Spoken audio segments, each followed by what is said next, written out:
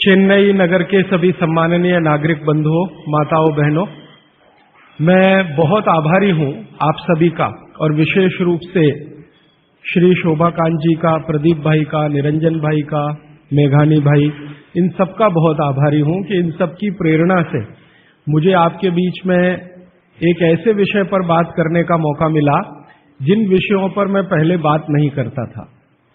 हमारी जो चिकित्सा और स्वास्थ्य का विषय है, इस पर बात करने की प्रेरणा मुझे पिछले 3-4 साल पहले हुई, जब मैंने भारत सरकार को एक पत्र लिखा था। मैंने भारत देश की सरकार के स्वास्थ्य मंत्री को एक पत्र लिखा था, ये जानने के लिए कि हमारे देश के लोगों की स्वास्थ्य की स्थिति क्या है। हमारे देश की सरकार हर 10-10 साल में एक जनसंख्या की गणना कराती है, जिसको सेंसस कहते हैं हमारे देश में। तो जब सेंसस होता है तब उस समय ये भी गणना की जाती है कि कितने लोग बीमार हैं, किनको क्या क्या बीमारी है और कितने लोग स्वस्थ हैं, कितने संपूर्ण स्वस्थ हैं, कितने आधे स्वस्थ हैं। तो मैंने आज से लगभग 4 साल पहले एक पत्र लिखा था स्वास्थ्य मंत्री को और उसमें एक ही प्रश्न पूछा था कि भारत के लोगों की स्वास्थ्य की स्थिति क्या है। तो हमारे देश के मंत्री महोदय के सचिव ने, सेक्रेटरी ने उत्तर दिया कि देश के लोगों की स्वास्थ्य की जो स्थिति है उसके लिए हम आपको पूरा डाटा भेज रहे हैं, आप उसका अध्ययन करके खुद अंदाजा लगा लीजिए। तो सरकार ने जो मुझको डाटा भेजा वो 1-2 पन्ने का नहीं था, वो काफी 600-700 पन्ने का मोटा सा एक पुलिंदा था। उसमें जो सेंसस की रिपोर्ट थी वो पूरी उन्होंने लिखी थी। वो पढ़कर मुझे बहुत परेशानी हो गई। परेशानी क्या हो गई कि उसमें उन्होंने बताया कि लगभग 112 करोड़ लोग इस देश में रहते हैं और 112 करोड़ लोगों में स्वस्थ लोगों की संख्या गिनती की 25 से 30 करोड़ है। बस 25 से 30 करोड़ लोग ऐसे हैं इस देश में जिनको स्वस्थ कहा जा सकता है, जिनको किसी तरह का कोई रोग नहीं है, शारीरिक रूप से भी और मानसिक रूप से भी। बाकी जितने भी लोग हैं सभी को कुछ न कुछ तकलीफें हैं। जैसे भारत सरकार के विशेषज्ञों ने ये कहा कि 5 करोड़ लोग इस देश में हैं जिनको डायबिटीज है, मधुमेह है, खराब बीमारी है। दुनिया के ज्यादातर डॉक्टर कहते हैं कि ये जल्दी ठीक नहीं होने वाली बीमारी है और ये 5 करोड़ लोगों को हो गई है। और विशेषज्ञ ये कहते हैं उस रिपोर्ट में कि अगर यही गति और रफ्तार से डायबिटीज बढ़ती गई तो अगले 2014 तक लगभग 10 से 12 करोड़ लोगों को ये होगी। फिर उस रिपोर्ट में उन्होंने कहा है कि 12 से 13 करोड़ लोग ऐसे हैं जिनको लंग्स इन्फेक्शन की भिन्न भिन्न बीमारियां हैं, जैसे दमा है, अस्थमा है, सांस फूलती है, ब्रोंकियल अस्थमा है, ट्यूबरकुलोसिस है, ऐसे 12-13 करोड़ लोग। फिर वो विशेषज्ञों की रिपोर्ट कहती है कि भारत में लगभग 15-16 करोड़ लोग हैं जिनको घुटनों का दर्द, कमर का दर्द, कंधे का दर्द, हड्डियों का दर्द, जिसको आप संधिवात कहते हैं सरल भाषा में, ये हड्डियों के, जोड़ों के दर्द की बीमारियां हैं। फिर उसी रिपोर्ट में बताया गया है कि 9 से 10 करोड़ लोग हैं जिनको पेट का कुछ न कुछ तकलीफ है, जिनको पित्त की बीमारियों के द्वारा हम लोग अक्सर परिभाषित करते हैं। गैस बनना, एसिडिटी होना, अल्सर होना, पेप्टिक अल्सर होना, हाइपर एसिडिटी होना, वगैरह वगैरह। और ये सब मैं पढ़ता गया और एक जगह लिखा हुआ था रिपोर्ट में, बहुत परेशान करने वाली बात, कि 20 से 22 करोड़ लोग हैं जिनको आंखों की कुछ न कुछ बीमारी है। या तो कम दिखता है या बिल्कुल नहीं दिखता, रात में नहीं दिखता, दिन में दिखता है तो रंग का अंतर पता नहीं चलता। हम लोग अंग्रेजी में उनको नाइट ब्लाइंडनेस या कलर ब्लाइंडनेस या ग्लूकोमा जैसी बीमारियों से परिभाषित करते हैं। और ये पढ़ते पढ़ते मैं परेशान होता गया। अंत में रिपोर्ट के आखिरी हिस्से में सरकार की तरफ से ये बताया गया था कि ये सब बीमारियां तो हैं और सरकार इनके लिए क्या क्या प्रयास कर रही है। हर साल केंद्र सरकार का बजट है इन बीमारियों को ठीक करने के लिए, वो करीब 96,000 करोड़ रुपए का है, परोक्ष और प्रत्यक्ष दोनों मिलाकर, डायरेक्ट और इनडायरेक्ट। फिर राज्य सरकारों के अलग अलग बजट हैं। उन्होंने बताया कि जैसे तमिलनाडु की राज्य सरकार का बजट 35,000 करोड़ का है, आंध्र प्रदेश की सरकार का बजट 28,000 करोड़ का है। ऐसे अलग अलग राज्यों की सरकारों का बजट है। केंद्र सरकार का बजट और राज्य सरकार का बजट दोनों मिलाकर औसत मैंने निकाला तो लगभग 1-1.25 लाख करोड़ रुपए का खर्चा है सरकार की तरफ से। फिर ये पूरी रिपोर्ट पढ़ने के बाद और एक हिस्सा है रिपोर्ट का कि भारत की सरकार कहती है कि विभिन्न बीमारियों का इलाज करने के लिए इस देश में जो डॉक्टरों की संख्या है, जो रजिस्टर्ड है, वो 23 लाख है। MBBS, MD, MS, BAMS माने आयुर्वेद के और प्लस BHMS होम्योपैथी के, तीनों विधाओं के, होम्योपैथी, आयुर्वेद और एलोपैथी तीनों मिलाकर सरकार कहती है कि 23 लाख डॉक्टर हैं जो रजिस्टर्ड हैं। अब 23 लाख डॉक्टर और लगभग 70 से 75 करोड़ मरीज या बल्कि 80 करोड़ मरीज, तो मैंने हिसाब निकाला कि एक डॉक्टर कितने लोगों का इलाज कर सकता है। अगर ईमानदारी से कोई डॉक्टर सवेरे से शाम तक, सवेरे 7 बजे से शाम 7 बजे तक क्लिनिक में काम करे तो ज्यादा से ज्यादा 50 लोगों को वो देख सकता है। अब 23 लाख डॉक्टर हैं और 50 का उसमें गुणा कर दो तो बीमारों की संख्या और जिनका इलाज हो पा रहा है उनकी संख्या में जमीन आसमान का अंतर है। फिर मैंने एक दूसरा पत्र लिखा और मैंने स्वास्थ्य मंत्री को यह कहा कि ये डॉक्टरों की संख्या तो पर्याप्त नहीं है बीमारों का इलाज करने के लिए। क्या सरकार की ऐसी कोई योजना है कि डॉक्टरों की संख्या बढ़ाई जाए? तो मंत्री के यहां से पत्र आ गया कि भारत की सरकार और राज्य की सरकारों ने अब तक जितने डॉक्टर्स बनाए हैं, इनको बनाने में करीब 10 लाख करोड़ से ज्यादा का खर्च हो चुका है। अगर ये संख्या हम दुगनी करें तो 20 लाख करोड़ रुपए हमें चाहिए। सरकार के पास इतना धन उपलब्ध नहीं है, इसलिए ये व्यवस्था कैसे आगे बढ़ेगी मालूम नहीं। फिर मैंने भारत सरकार को याद दिलाया कि भारत सरकार ने एक अंतर्राष्ट्रीय समझौता किया हुआ है जिसमें कई देश शामिल हैं और वो समझौते का टाइटल है 2014 तक सभी स्वस्थ। भारत में सन 2014 तक सभी को स्वस्थ हो जाना है, ये सरकार का समझौता है। तो 2014 तक कैसे होने वाला है? मुझे नहीं लगता कि कोई होने की संभावना है। और सरकार स्वीकार करती है कि जिस गति से सरकार काम कर रही है, अगर सभी हिंदुस्तानियों को स्वास्थ्य दिया जाए, चिकित्सा दी जाए, तो कम से कम 350 साल लगेंगे। ये कैलकुलेशन मैंने कैसे निकाला? हर साल जितने डॉक्टर इस देश में पढ़कर निकल रहे हैं, एलोपैथी, होम्योपैथी और आयुर्वेद के, और उसमें देश का जो ग्रोथ रेट है 10%, वो जोड़कर हर साल उनकी संख्या बढ़ती जाए तो 350 साल में सभी को चिकित्सा और स्वास्थ्य मिल जाएगा। अब पता नहीं 350 साल में कितने जीवित बचेंगे और कितने यहां से चले जाएंगे। अब मेरी एक जो दुख की बात है मन की, वो ये कि 350 साल में जनसंख्या अगर जो बढ़ रही है उसको जोड़ दिया इसमें, तो किसी को भी स्वास्थ्य कभी भी उपलब्ध नहीं हो सकेगा। जब ये जानकारी मुझे आई तो मैं बहुत परेशान हुआ और मैंने सोचा कि ये तो बड़ी गंभीर स्थिति है। फिलहाल पिछले कुछ वर्षों से मैं स्वामी रामदेव जी के साथ जुड़ा हूं। उनसे जब मैंने इन सब विषयों पर चर्चा की तो वो भी कहते हैं कि बात तो बहुत गंभीर है। सबको स्वास्थ्य मिलना सरकार के बूते का और सरकार के दम पर और चिकित्सा जो चल रही है इस देश में उसके दम पर तो संभव नहीं है, कोई और रास्ता ढूंढना पड़ेगा। अब दूसरा रास्ता ढूंढने के लिए मैंने भारत देश के कई बड़े चिकित्सकों से बात करना शुरू किया, ऐसे वैद्यों से बात करना शुरू किया जो आयुर्वेद के बड़े पंडित माने जाते हैं इस देश में। विशेष रूप से एक वैद्य हैं हार्डीकर, पूना में रहते हैं और उनका भारत में बहुत बड़ा ऊंचा स्थान है। आजकल हिंदुस्तान के आयुर्वेद चिकित्सा के जो विशेषज्ञ हैं वो उनको आधुनिक चरक कहते हैं, इतनी ऊंची स्थिति है उनकी। हार्डीकर जी की उम्र उनकी लगभग 85 वर्ष हो चुकी है। मैंने हार्डीकर जी से कहा कि भारत की चिकित्सा की जो स्थिति है वो ये है, सरकार कहती है, आप क्या मानते हैं? तो उन्होंने कहा कि भारत में किसी को भी सरकार के भरोसे चिकित्सा कभी नहीं मिल सकती। अगर कोई व्यक्ति चाहे तो अपनी चिकित्सा स्वयं करे तभी रास्ता खुलेगा और कोई रास्ता नहीं। हार्डीकर जी ने एक दिन मुझे कहा कि तुम जानते हो 200 साल पहले हिंदुस्तान में लोग बीमार नहीं थे इतने। तो मैंने कहा आप कैसे कहते हैं? उन्होंने कहा स्टेटिस्टिक्स देख लो, आंकड़े देख लो।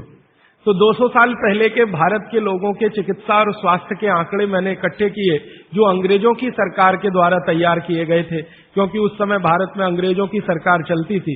तो मुझे हैरानी हुई कि आज जितने बीमार हैं और उस समय जितने बीमार थे, आज जितनी जनसंख्या है और 200 साल पहले जितनी जनसंख्या है, वो सब बातों को ध्यान में रखते हुए मैं अगर आपको सरल भाषा में कहूं कि अगर आज 100% लोग बीमार हैं तो 200 साल पहले मुश्किल से 8 या 10% लोग ही बीमार थे। अब वो 8 से 10% लोगों की चिकित्सा के लिए अंग्रेजों ने एलोपैथी व्यवस्था यहां शुरू की थी, जो शायद पर्याप्त रही होगी क्योंकि बीमारों की संख्या बहुत कम थी। आज बीमारों की संख्या हमारी कुल संख्या की 70 से 80% हो गई है और ये चिकित्सा लगभग फेल हो गई है। पिछले 60 वर्षों में आजादी के बाद आप सब जानते हैं, सरकार भी मानती है इस बात को कि जितना विकास हुआ है एलोपैथी चिकित्सा का, जितने डॉक्टर बढ़े हैं, जितनी दवाएं बढ़ी हैं, जितने हॉस्पिटल्स बढ़े हैं, जितनी सुविधाएं बढ़ी हैं, उतनी बीमारियां कई गुना गति से बढ़ गई। अब न हॉस्पिटल पर्याप्त हैं न डॉक्टर पर्याप्त हैं। आप अक्सर आए दिन अखबारों में समाचार पढ़ते होंगे, टीवी पर देखते होंगे कि लोगों को बिना इलाज के मर जाना पड़ता है, बिना दवा के मर जाना पड़ता है, हॉस्पिटल के बाहर बेचारे पड़े रहते हैं और डॉक्टर कहते हैं कि उनके ऊपर काम का इतना बोझा है कि वो सभी पेशेंट को अटेंड नहीं कर सकते। ये दोनों तरफ की बातें समझने के बाद मुझे वैद्य हार्डीकर जी की बात समझ में आई कि सब लोग अपनी चिकित्सा करने लगे हैं तो रास्ता खुलता है सभी के स्वस्थ होने का। तो मैंने एक दिन हार्डीकर जी को पूछा कि क्या यह संभव है कि हर आदमी अपनी चिकित्सा खुद कर ले, तो डॉक्टर की क्या जरूरत है? तो उन्होंने कहा है कि डॉक्टर क्या करता है, डॉक्टर क्या करता है, आपसे कुछ बातें पूछेगा, आपको भूख लगती है कि नहीं, प्यास लगती है कि नहीं, नींद आती है कि नहीं, खाना अच्छा लग रहा है कि नहीं, वगैरह वगैरह, और ये सब आप उसको बताएंगे। ये सब बताने के बाद वो अपना कंक्लूजन आपको बताएगा कि आपको फलाना रोग हुआ है या आपको ऐसी तकलीफ हुई है। मतलब क्या है, डॉक्टर ने जो कुछ बताया आपके कहने पर, वो कोई भगवान तो नहीं है, ऐसा डॉक्टर तो कहीं नहीं है कि जो आप कुछ भी ना कहो और बता दे कि आपको ऐसा है। शायद 250-300 साल पहले रहे होंगे ऐसे कुछ चिकित्सक जो नाड़ी देखते ही बात करते थे कि आपने 10 दिन पहले ये खाया। हार्डीकर जी ने मुझे बताया कि ऐसे वैद्य रहे हैं इस देश में जो 1 मिनट आपकी नाड़ी पकड़ लें तो बता देंगे कि कल क्या खाया, 2 दिन पहले क्या खाया, 4 दिन पहले क्या खाया, 10 दिन पहले क्या खाया। अब ऐसे लोगों की कमी बहुत है इस देश में, संख्या भी कम है। तो हार्डीकर जी ने मुझे कहा कि आप जो बताते हैं डॉक्टर उस पर से अपना तय करता है, लेकिन उसमें भी वो पक्का नहीं होता। एलोपैथी चिकित्सा में तो सिद्धांत ही है trial and error, trial and error, trial and error, माने कोशिश करो और गलतियां करो, कोशिश करो और गलतियां करो, कोशिश करो, माने तीर चलाओ, लगे तो ठीक, नहीं तो तुक्का। ये बात हार्डीकर जी के मुंह से सुनी तो मुझे लगा कि वो आयुर्वेद चिकित्सक हैं, शायद इसलिए ऐसा बोलते होंगे।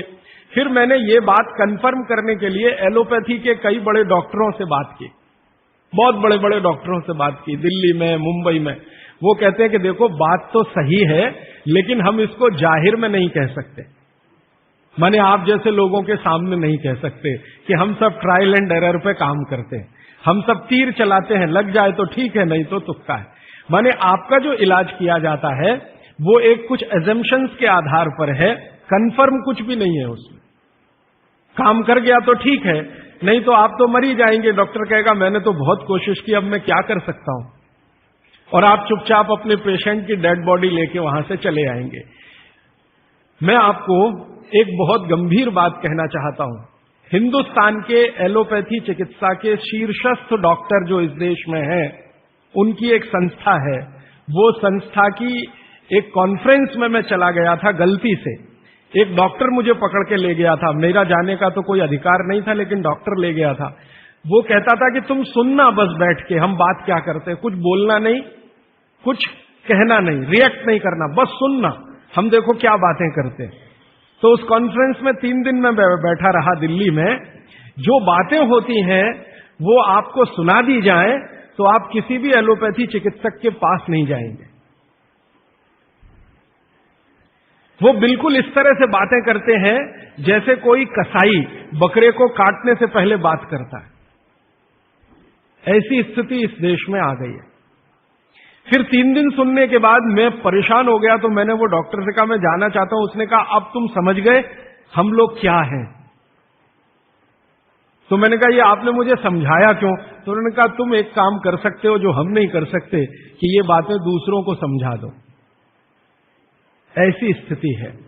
उसमें जो सबसे गंभीर बात हुई थी वो मैं आपको एक वाक्य में कहना चाहता हूं। वो ये कहते थे, सभी डॉक्टर एक दूसरे से सहमत होते हुए, कि 250 वर्षों में एलोपैथी चिकित्सा ने एक ही काम किया है, दर्द से लड़ने का, बस, इसके अलावा कुछ नहीं। 250 वर्षों में एलोपैथी चिकित्सा ने एक ही रिसर्च किया है, एक ही काम किया है, एक ही शोध किया है, वो दर्द से लड़ने का, इसके आगे कुछ नहीं है। और ये बात मैं बहुत घंटों घंटों सोचता रहा, तब जाकर मुझे मन में प्रेरणा हुई कि मुझे तो भारत के लोगों को कुछ और बताने की जरूरत है। तब मैंने हार्डीकर जी को पूछा कि अब मेरे समझ में आया, आप बताइए क्या करना चाहिए। तो उनका, देखो, आयुर्वेद एक ऐसी चिकित्सा पद्धति है जिसमें महान महान लोगों ने, चरक ऋषि, सुश्रुत ऋषि, बागभट्ट ऋषि, निघंटु ऋषि, पाराशर ऋषि, ये सब महान महान लोगों ने एक बात कॉमन कही है, और वो ये कही है कि जो व्यक्ति मरीज होता है वो सबसे अच्छा डॉक्टर हो सकता है। इसको आप गंभीरता से मनन करते रहिए। ये बात चरक ने भी कही है, सुश्रुत ने भी कही है, बागभट्ट ने कही है, निघंटु ने कही है, पाराशर ने कही है, कि जो रोगी होता है वो सबसे अच्छा डॉक्टर हो सकता है, क्योंकि उसको अपने दुख और तकलीफ का जितनी गहराई से महसूस हो सकता है वो किसी भी डॉक्टर को नहीं होता। जो अपने दुख तकलीफ को गहराई से महसूस कर सकता है वो चिकित्सा भी कर सकता है, बस उसको कुछ ज्ञान की जरूरत है। और कुछ ज्ञान, ज्यादा नहीं, थोड़ा सा ज्ञान अगर उसके जीवन में है तो वो कहते हैं कि वो हर तरह की बीमारी से लड़ सकता है और दूसरों को मदद कर सकता है।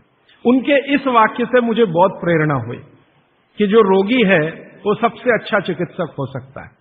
और आयुर्वेद के जितने बड़े पंडित हैं वो भी मानते हैं इस बात को। वो ये कहते हैं कि आयुर्वेद का 85% हिस्सा, ये बात मैं आप सबको बहुत विनम्रता पूर्वक लेकिन गंभीरता से कह रहा हूं, इसको आप कभी भूलिएगा मत। आपके जीवन के स्वास्थ्य और चिकित्सा का 85% हिस्सा इतना सरल और आसान है कि आप स्वयं उसे कर सकते हैं। मात्र 15% हिस्सा ऐसा है जिसमें आपको किसी विशेषज्ञ की मदद की जरूरत पड़ सकती है। मात्र 15%। अगर परसेंटेज में बात किया जाए तो आप जानते हैं 33% पर आदमी पास हो जाता है, और उसके ऊपर सेकंड डिवीजन, थर्ड डिवीजन, और 60 पे तो फर्स्ट डिवीजन होती है, 75% पे तो डिस्टिंक्शन आ जाती है। मैं 85% की बात कर रहा हूं। 85%, 85% चिकित्सा और स्वास्थ्य का हिस्सा ऐसा है जो आप स्वयं अपने जीवन में कर सकते हैं बिना किसी विशेषज्ञ की मदद के।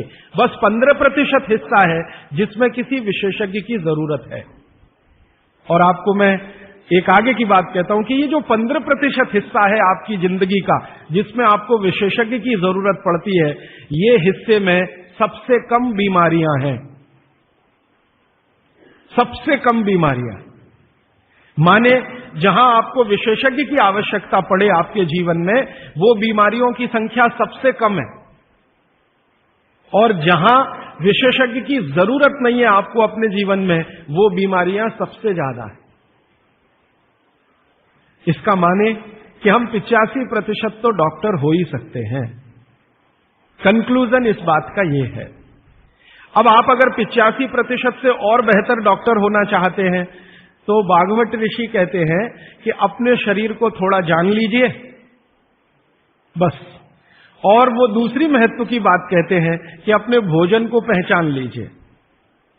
शरीर को जान लीजिए, भोजन को पहचान लीजिए, तो वो कहते हैं आप 100% डॉक्टर हो सकते हैं। शरीर को जान लीजिए मतलब थोड़ा फिजियोलॉजी, थोड़ा एनाटॉमी, आज की भाषा में मैं कहूं थोड़ा शरीर विज्ञान आपको मालूम हो। और ये बहुत आसान है आजकल, कोई मुश्किल काम नहीं है। भारत सरकार ने विभिन्न तरह की छोटी छोटी पुस्तकें छपा रखी हैं जो बच्चों को पढ़ाई जाती हैं। एनसीईआरटी के सिलेबस में अब तो ये आ गया है। वो किताबें बाजार में उपलब्ध हैं, आप खरीद लाइए और आपको थोड़ा फिजियोलॉजी तो समझ में आ ही जाएगा, थोड़ा बहुत एनाटॉमी समझ में आ जाएगा।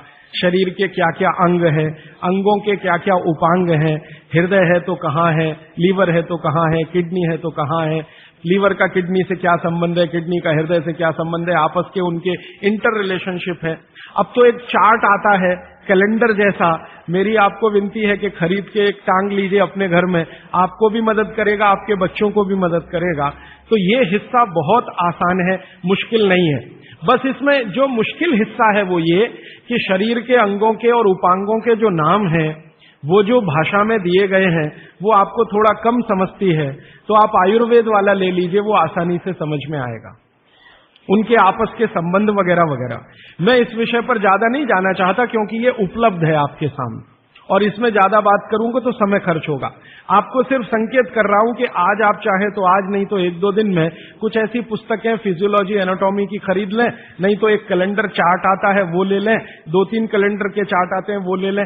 अभी सरकार ने एक 12 कैलेंडर का चार्ट निकाला है, बहुत ही सरल भाषा में है, बहुत आसान है, उसको घर में टांग कर पलटते रहें, देखते रहें। ज्यादा से ज्यादा 8-10 दिन आप देखेंगे, आपको समझ में आ जाएगा लीवर क्या है, हृदय क्या है, किडनी क्या है, आपस के इनके फंक्शंस क्या है। ये बात भागवत जी कहते हैं कि थोड़ा शरीर को जान लो और भोजन को पहचान लो। अब उसमें आगे उन्होंने एक सूत्र लिखा है संस्कृत में कि शरीर को जानना अगर है तो ठीक है, इसको जरा और समझिएगा, शरीर को जानना है तो ठीक है, लेकिन भोजन को पहचानना सबसे ज्यादा जरूरी। माने उनका कहना यह है कि शरीर को जान लें तो ठीक है, नहीं जाने तो भी भोजन को तो पहचान लें। और भागवत जी ने पूरी विनम्रता से, पूरी गंभीरता से एक बात लिखी है कि जिसने भोजन को पहचान लिया उसको जिंदगी में कभी भी किसी चिकित्सक की जरूरत तो नहीं पड़ेगी। अब भोजन को पहचान लिया माने रसोई घर को पहचान लिया, सीधी सी बात है। और भागवत जी कहते हैं कि जीवन की सबसे बड़ी खोज अगर कोई है तो वो रसोई घर है। और वो कहते हैं कि सबसे बड़ा विज्ञान अगर कोई है तो ये रसोई घर का विज्ञान है, जिसको भोजन विज्ञान कहें या पाक शास्त्र कला कहें, जो भी बात आप कहना चाहें। वो ये कहते हैं कि इससे बड़ी खोज पूरी दुनिया में हुई नहीं और अगले हजारों साल होगी नहीं। इतनी गहरी बात वो कहकर चले गए यहां से। वो कहते हैं कि पिछले हजारों साल में हुई नहीं भोजन से ज्यादा रिसर्च, और अगले हजारों साल में होगी नहीं। और मैं अपने अनुभव से और आप खुद अपने अनुभव से ये बात कह सकते हैं कि दुनिया में भोजन और रसोई पर सबसे ज्यादा रिसर्च अगर कहीं हुई तो भारत में हुई, और अगले हजारों साल भी होगी तो भारत में ही होगी। क्यों? दूसरे देशों में भोजन ही नहीं है, रिसर्च क्या करेंगे?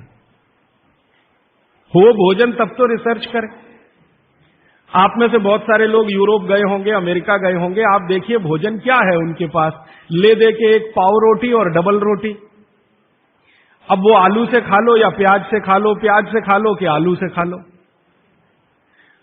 उसको बीच में काट के प्याज भर लो या प्याज बगल में रख के खा लो, उसको पिज्जा कह दो, बर्गर कह दो, हॉट डॉग कह दो, कोल्ड डॉग कह दो, वो प्रिपरेशन तो एक ही है ना। और वो प्रिपरेशन है मैदे का, मैदे को सड़ाकर बनाया हुआ। इसके अलावा उनके पास कुछ है नहीं जिसको फूड स्टफ कहा जाए, माने सॉलिड भोजन, मुख्य भोजन कहा जाए, वो उनके पास एक ही है, पाव रोटी डबल रोटी। उसको वो मछली से भी खा सकते हैं, गाय के मांस से भी खा सकते हैं, बकरे के मांस से भी खा सकते हैं, या वगैरह वगैरह कहीं से कुछ भीख में मिल गया, दाल चावल वगैरह, तो उसके साथ खा सकते हैं, वो सब भीख में मिला हुआ है, उनके यहां कुछ होता है नहीं। मैं आपको एक छोटी सी जानकारी देना चाहता हूं। एक बार एक विदेशी व्यक्ति से मेरा झगड़ा हो गया, एक जर्मनी का व्यक्ति था, उससे झगड़ा हो गया। झगड़ा कुछ इस बात का था कि भारत महान है कि जर्मनी महान है। ये जर्मनी के लोगों को आप जानते हैं, थोड़ा शॉविनिज्म बहुत है, खराब शब्द है शॉविनिज्म, लेकिन मैं इस्तेमाल कर रहा हूं। वो कहते हैं हम श्रेष्ठ हैं, दुनिया में हमसे बड़ा कोई नहीं, हम सर्वश्रेष्ठ हैं वगैरह वगैरह। हिटलर भी यही कहता था। तो उसकी महानता की हवा निकालने के लिए मैंने उससे कुछ सवाल कर लिए, तो परेशान हो गया, लेकिन जर्मनी की असलियत सामने आ गई। मैंने उसको पूछा तुम्हारे देश में क्या होता है? गन्ना होता है, गन्ना, शुगर केन? तो उसने कहा नहीं होता। आम होता है, आम? नहीं होता। केला होता है? नहीं होता। चीकू होता है? नहीं होता। संतरा होता है? नहीं होता। मौसम्मी होती है? नहीं होती। जब बहुत परेशान हो गया तो कहने लगा, देखिए मिस्टर राजीव दीक्षित, कोई भी मीठी चीज मेरे देश में नहीं होती। अब बात आगे करिए। कोई भी मीठी चीज मेरे देश में नहीं होती। एक वाक्य में उसने खत्म कर दिया। फिर मैंने कहा, अच्छा चलो, मीठी चीज नहीं, कड़वी चीज पूछते हैं। मेथी होती है? मेथी? मेथी तो मीठी नहीं है। तो मेथी होती है? उसने कहा नहीं होती। पालक होता है? नहीं होता। चुकंदर होता है? नहीं होता। फिर थोड़ी देर में परेशान हो गया, कहने लगा, हरे पत्ते की कोई चीज मेरे देश में नहीं होती। तो मैंने कहा, फिर होता क्या है? तो उसने कहा, दो ही चीजें हैं, एक तो आलू होता है और एक प्याज होती है। तो आलू को प्याज में मिला के खा लो या प्याज को आलू में मिला के खा लो, और कुछ नहीं होता। फिर मैंने उसको गिनाना शुरू किया कि देखो भारत में क्या क्या होता है, मीठी चीजों में क्या क्या होता है, खट्टी चीजों में क्या क्या होता है, तीखी चीजों में क्या क्या होता है, कसैली या कड़वी चीजें क्या क्या है। 6 रस है ना, षड रस की बात कही जाती है। 6 रस में मैंने गिनाना शुरू किया तो वो कहता है कि यार इसमें तो एक एनसाइक्लोपीडिया लिख जाएगा। मैंने कहा यस, भारत में इतना ही होता है। और मैंने उसको जब ये कहा कि ये हर गांव में होता है, तब तो वो बहुत परेशान हो गए। मैंने कहा हर गांव में होता है, 7,32,000 गांव है, हर गांव में ये सब होता है। माने किसी गांव को दूसरे पर निर्भर रहने की जरूरत नहीं है, नमक को छोड़कर। तब उसने कहा कि सच में इंडिया इज ग्रेट। ये ग्रेटनेस है अपने देश की। हमको अगर ये समझ में आती है तो भागवत जी की बातें हमको बहुत अच्छे से समझ में आएंगी। मैं भागवत जी के बारे में 1-2 जानकारी और देकर विषय पर आना चाहता हूं, ये भूमिका के रूप में कह रहा हूं। भागवत जी भारत देश के उन महान ऋषियों में गिने जाते हैं जिन्होंने चरक से भी ज्यादा काम किया। ये बात को बहुत ध्यान से आप सुनिएगा, लेकिन मैं विनम्रतापूर्वक कह रहा हूं। अब तक हमने बार बार चरक का नाम सुना है, चरक चरक चरक। भागवत जी चरक के शिष्य थे और चरक ने जितने साल काम किया उससे 1.5 गुना ज्यादा काम भागवत जी का है। चरक जी के जाने के बाद चरक ने जो सूत्र लिखे हैं, जो उनकी खोज है, रिसर्च है, चरक संहिता जो पूरा का पूरा शास्त्र है, उसके एक एक सूत्र को प्रमाणित करने का काम भागवत जी ने किया। प्रमाणित करने का मतलब ऑब्जर्वेशन करना, फिर जैसा रिजल्ट है वैसा ही प्राप्त करना। जैसे चरक ऋषि ने कहा ये खाने से ये होता है, मान लो उन्होंने एक स्टेटमेंट कर दिया कि ये वस्तु खाने से ये होता है। भागवत जी ने उसको प्रमाणित करने में 25 साल लगा दिए, 20 साल लगा दिए, 30 साल लगा दिए, और जब तक देख नहीं लिया तब तक उसको लोगों को कहने लायक नहीं माना। हमारे आयुर्वेद चिकित्सा शास्त्र के जो विशेषज्ञ हैं वो ये मानते हैं कि चरक जो थे महापंडित थे, बहुत ऊंचे स्थान के व्यक्ति थे, लेकिन भागवत जी थे वो साधारण आदमियों के चिकित्सक थे। इसका मतलब क्या है? इसका मतलब यह है कि चरक ने जो बातें बहुत गहराई से और गूढ़ शब्दों में कही हैं, भागवत जी ने उनको बहुत सरल करके साधारण लोगों की समझ में आए वैसा प्रस्तुतिकरण कर दिया है। भागवत जी की ये 2 पुस्तकें अष्टांग हृदयम और अष्टांग संग्रहम पढ़ने के बाद मुझे लगा कि मैंने चरक को पढ़ लिया, सुश्रुत को पढ़ लिया, निघंटु को पढ़ लिया, सबको पढ़ लिया, क्योंकि उन्होंने सबका निचोड़ डाल दिया उसमें। और वो ये कहते हैं कि अब मैंने जो तैयार कर दिया है अष्टांग हृदयम या अष्टांग संग्रहम, ये आम आदमी के लिए है। वो चाहे तो इसका पालन करे और अपने जीवन में मेरी तरह से सुखी और निरोगी रहे। भागवत जी 135 वर्ष तक जिंदा रहे और उनके शिष्य बताते हैं कि उन्होंने इच्छा मृत्यु को धारण किया। माने उनकी इच्छा हो गई थी कि अब बहुत दिन जिंदा रहने से कोई फायदा नहीं है, तो मृत्यु को वरण किया। ऐसे पंडित आदमी, इतनी कमांड अपने शरीर पर। और वो ये कहते हैं जब मृत्यु को जा रहे थे तो उनके शिष्य कह रहे थे कि परेशान हम हो जाएंगे, आप चले जाएंगे। उनका कोई परेशानी नहीं है, ये शरीर छोड़ूंगा दूसरा धारण करूंगा, जैसे तुम शर्ट बदलते हो मैं बदल लूंगा, लेकिन अब मुझे जाना चाहिए, इस शरीर का सीमा हो गया है।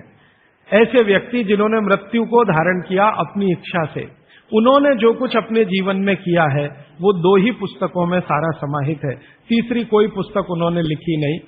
और वही दोनों पुस्तकों में कुल मिलाकर 7,000 सूत्र हैं। 7,000। 2 पुस्तकों में कुल मिलाकर 7,000 सूत्र हैं। सभी सूत्र